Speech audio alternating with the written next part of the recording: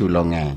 Koro kaka imedo ka ugowi kaka ushuru medo bedo mang'eny. Erokamano ahinya. Ne pod wago mbaka e wach mar public wage bill, kama ne atemo mar mondo mi ilernwa ni iselernwa moko kuom gik makelo wage bill bedo malo. To ne wayudo ni ponono ni ma otimore to nyalo kata mayo japiny essential services kata gigo eko mowinjore giyudi kaka samoro bedo ni yath ni e dispensary, weche mag somo, kaka sani neno ka ne ong'adi capitation mar school ma owuok e 22,000 nyaka 12,000. Koro gin okenge mage wanyalo wacho ni okenge mong'ith kata realistic steps ma ka ponono ni okaw to nyalo dhi konyo magi mar mondo mi japiny oyud essential services gieki. Kapok achopo e okang' tiparna wiya kik wil. Yes. Aba dhano. Ing'en na winjo mbaka manyigo e od bura seche manyiwuoyo gi jopuonj mbalariany odoge class.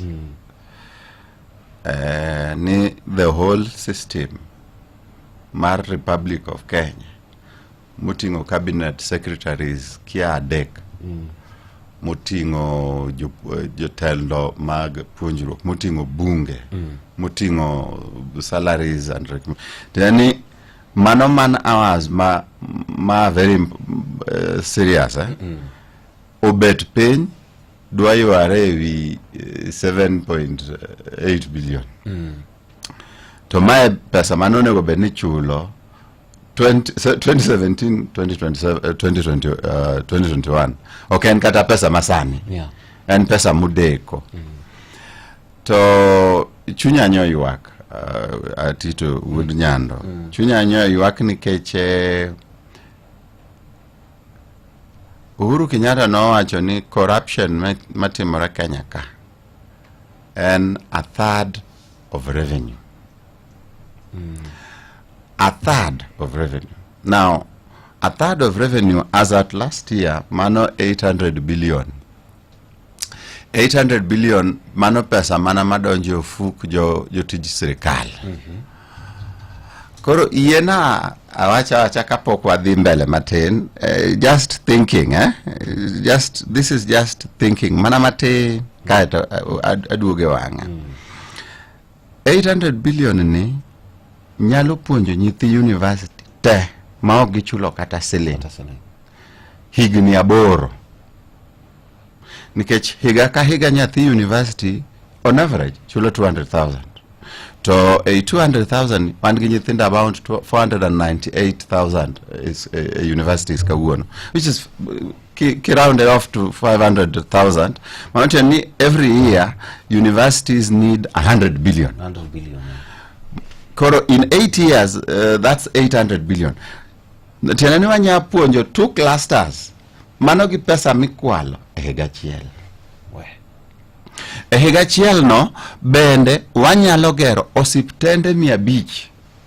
Mano ni constituency ka constituency yudo spende ariyo at 1.5 billion. To mano mana pesa mokwal higa chiel. Ginene 800 billion no nyalo gero barabara 16,000 nikech barabara on average kilometer chiel and 50 million.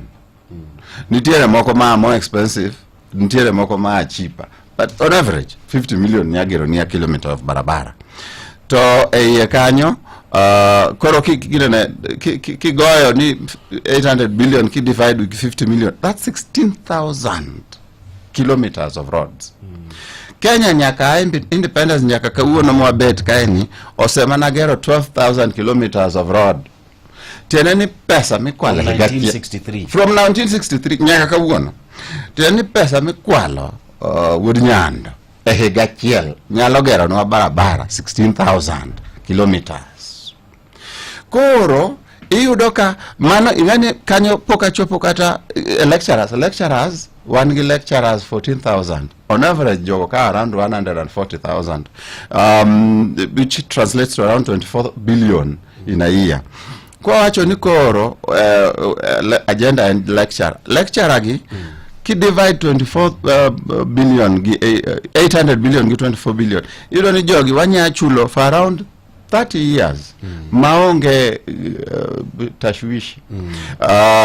Mano pesa mikwalo e higa achiel.